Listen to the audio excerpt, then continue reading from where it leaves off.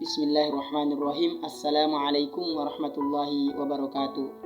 Alhamdulillahi rabbil alamin. Wassalatu wassalamu ala asrafil anbiya'i wal mursalin wa ala alihi wa ashabihi ajma'in. Baik, di sini saya akan membahas tentang biografi Imam Ibnu Katsir dan penafsirannya. Nama lengkap Imam Ibnu Katsir rahimahullahu taala ialah Abu Fida' Imamuddin Ismail bin Umar bin Katsir al-Quraisy al-Basrawi. Imam Ibnu Katsir berasal dari kota Basrah. Ia lahir di sebuah tempat di kota Basrah bernama Mijal. Lahir pada tahun 701 Hijriah bertepatan pada 1302 Masehi. Imam Ibnu Katsir menetap dan belajar di kota Baghdad. Ia pun wafat pada tahun 774 Hijriah bertepatan pada tahun 1373 Masehi. Adapun guru Imam Ibnu Katsir rahimahullahu taala salah satunya ialah Imam Ibnu Taimiyah rahimahullahu taala. Ada juga bernama Ibnu Farakah yang dimana sangat dikenal. Imam Ibnu Katsir memiliki banyak sekali buku yang ia karang. Salah satunya yang akan kita bahas yaitu Tafsir Al-Quran Al-Azim karangan Imam Ibnu Katsir rahimahullahu taala. Ia juga sempat mengarang kitab At-Tabaqat Asy-Syafi'iyah, dan Imam Ibnu Katsir rahimahullahu taala juga pernah mengarang Syarah Sahih Bukhari tetapi ia tidak dapat menyelesaikannya. Adapun metode penafsiran yang dipakai Imam Ibnu Katsir dalam menafsirkan Al-Quran ialah Imam Ibnu Katsir lebih mengedepankan menggunakan metode penafsiran tafsir bil ma'thur. Kemudian ia menambahkan dengan tafsir bil ra'i, dan ia juga menggunakan metode tahlili, metode ijmali, metode i'timadi, dan metode ma'kul. Jadi ketika kita mengetahui hal-hal ini bahwasannya Imam Ibnu Katsir menggunakan metode penafsiran bil ma'thur dan tahlili, maka kita sudah dapat mengetahui bahwasannya tafsir Ibnu Katsir itu sangatlah bagus. Tafsir Ibnu Katsir itu sangatlah lengkap karena ia mengutip hadis-hadis Nabi Shallallahu Alaihi Wasallam. Ia menafsirkan Al-Quran dengan Al-Quran, ia menafsirkan Al-Quran dengan hadis. Kemudian ketika ia tidak mendapati penafsiran Al-Quran dengan Al-Quran, penafsiran Al-Quran dengan hadis, ia mengedepankan pendapat-pendapat para ulama. Disitulah kelebihan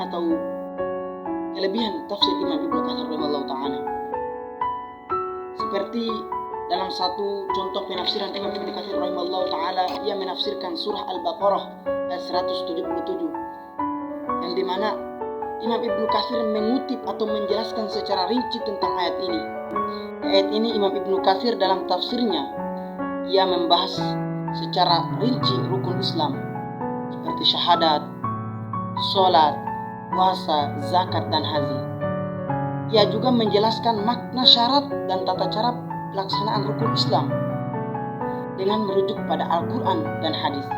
Hal ini sudah menjelas bahwasannya tafsir Imam Ibnu Katsir sangatlah bagus untuk kita pakai sebagai rujukan. Tafsir Imam Ibnu Katsir sudah sangatlah lengkap karena ia menjelaskan makna ayat dengan Al-Quran, dengan hadis, dengan rujukan para ulama. Tetapi ada beberapa kekurangan yang dimiliki tafsir Ibnu Katsir, seperti banyak mengutip cerita-cerita Israiliyat. Imam Ibnu Katsir dalam tafsirnya ia seringkali mengutip kisah-kisah Israiliyat di dalam penafsirannya. Ini menjadi salah satu kelemahan bagi tafsir Imam Ibnu Katsir tersebut. Kurang membahas aspek sosial.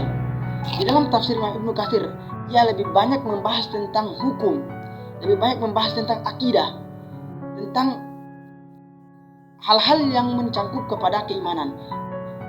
Imam Ibnu Katsir kurang membahas mengenai aspek sosial, mengenai ilmu-ilmu modern saat ini. Jadi ini yang menjadi salah satu kekurangan di dalam tafsir Ibnu Katsir. Jadi Di satu sisi, tafsir Ibnu Katsir memiliki keunggulan yang sangat tinggi. Ia menjelaskan ayat-ayat Al-Quran secara rinci, secara detail. Tetapi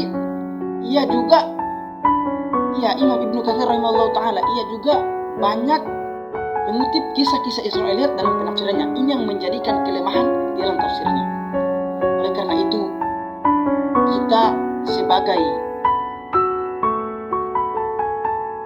pelajar yang menekuni bidang tafsir Al-Quran, patutnya kita mengetahui hal-hal ini agar supaya kelak kita di kalangan masyarakat, kita di kalangan luar, kita tidak menyeleweng kita tidak semena-mena menjelaskan tafsir Ibnu Katsir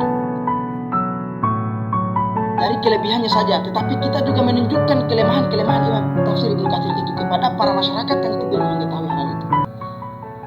Mungkin hanya ini yang dapat bisa saya sampaikan, kurang dan lebihnya saya mohon maaf.